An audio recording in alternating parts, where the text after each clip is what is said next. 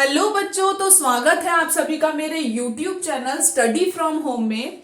तो आज हम लोग पढ़ेंगे स्ट्रोक्स के बारे में।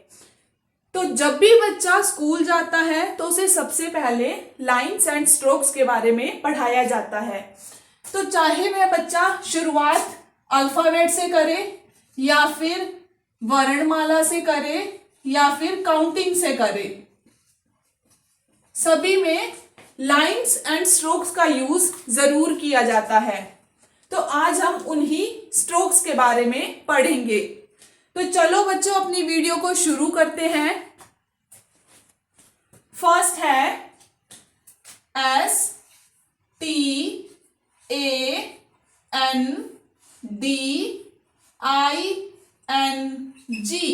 Standing, LINE, line, standing line. Repeat करेंगे, STANDING, स्टैंडिंग, LINE, लाइन। तो बच्चों, स्टैंडिंग लाइन कुछ इस तरह से होती है। तो ये है स्टैंडिंग लाइन।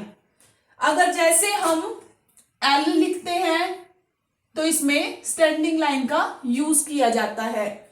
अगर हम जैसे हिंदी का कोई अक्षर लिखेंगे अ, तो इसमें यहां पर स्टैंडिंग लाइन का यूज होगा। वैसे ही अगर हम काउंटिंग में लिखते हैं 1, 4, तो इन सभी में क्या होगा, स्टैंडिंग लाइन का यूज किया जाएगा। नेक्स्ट है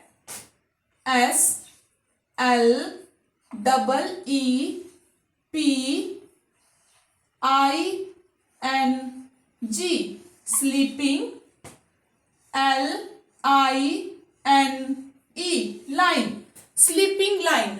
रिपीट करेंगे, SLEEPING, sleeping, LINE, line, sleeping line. तो स्लीपिंग लाइन बच्चों कुछ इस तरह से दिखाई देती है।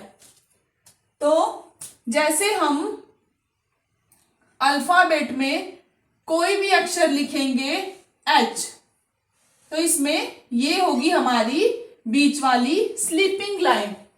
वैसे ही अगर हम लिखेंगे वर्णमाला का कोई अक्षर ले लेते हैं जैसे आ, तो इसमें ये होगी 2 स्लीपिंग लाइंस। और अगर काउंटिंग में देखें तो हम 2 लिखेंगे या फिर हम 5 लिखते हैं तो इसमें ये होंगी स्लीपिंग लाइंस। नेक्स्ट है slanting line, SLANTING, slanting, LINE, line. Repeat करेंगे, SLANTING, slanting, LINE, line, slanting line. तो स्लैंटिंग लाइन बच्चों 2 तरह की होती है। फर्स्ट है right slanting line, RIGHT, right slanting line. और सेकंड है left slanting line, LEFT, left. Slanting line 2 तरह की होगी, right slanting line and next है लेफ्ट स्लैंटिंग लाइन। जो राइट स्लैंटिंग लाइन लगेगी वो लगेगी इस तरह से, एंड जो लेफ्ट स्लैंटिंग लाइन होगी वो इस साइड लगेगी। ये है लेफ्ट स्लैंटिंग लाइन।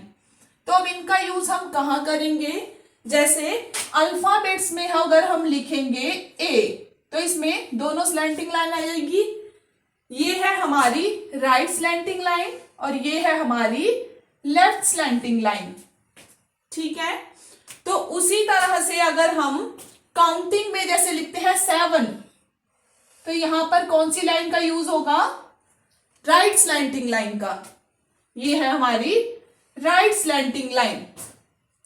वैसे ही अगर हम वर्णमाला में लिखते हैं ए, तो ये है हमारी left slanting line.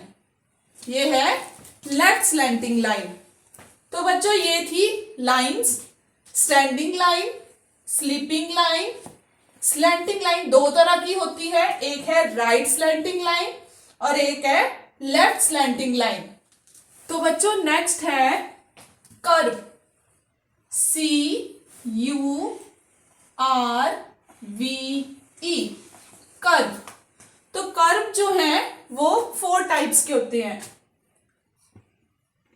Left curve, LEFT, left, CURVE, curve, left curve. Next है RIGHTCURVE,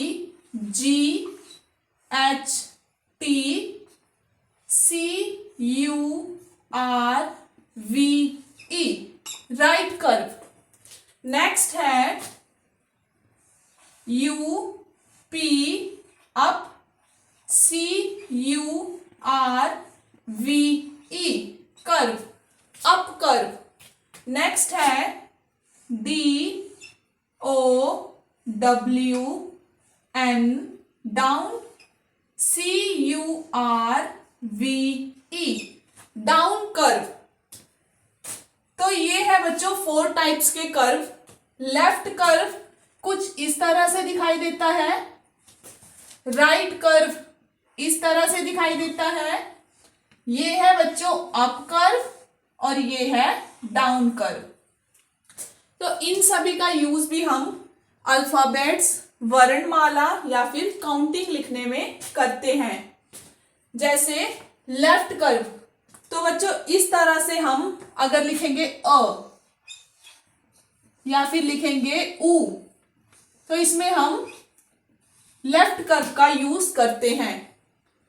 राइट कर्व अगर हम अल्फाबेट्स में लिखेंगे सी, या फिर अगर हम लिखते हैं हिंदी की वर्णमाला में ड, तो इसमें ये आ गया हमारा राइट कर्व। वैसे ही अप कर्व में तो आपको दिखाई भी दे रहा है यू फॉर अम्ब्रेला। अगर हम यू लिखते हैं तो ये आ गया अप कर्व। नेक्स्ट है डाउन कर्व, जैसे अगर हम स्मॉल h लिखेंगे तो ये आ गया डाउन कर्व।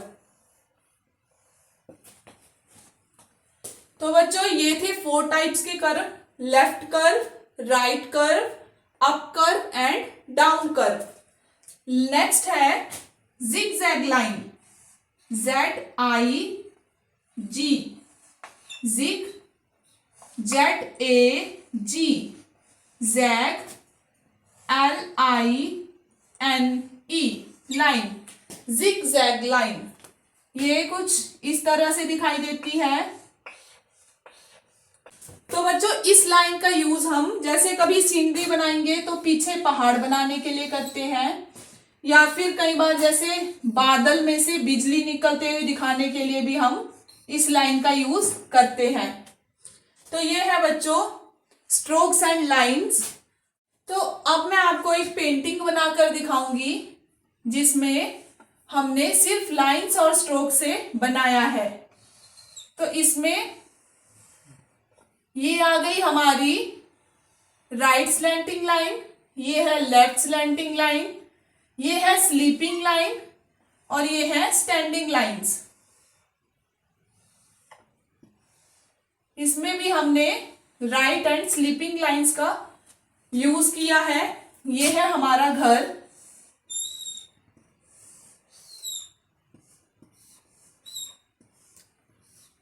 ये अगर हम पीछे पहाड़ बनाएंगे तो ये बन जाएगी हमारी जिगजैग लाइन।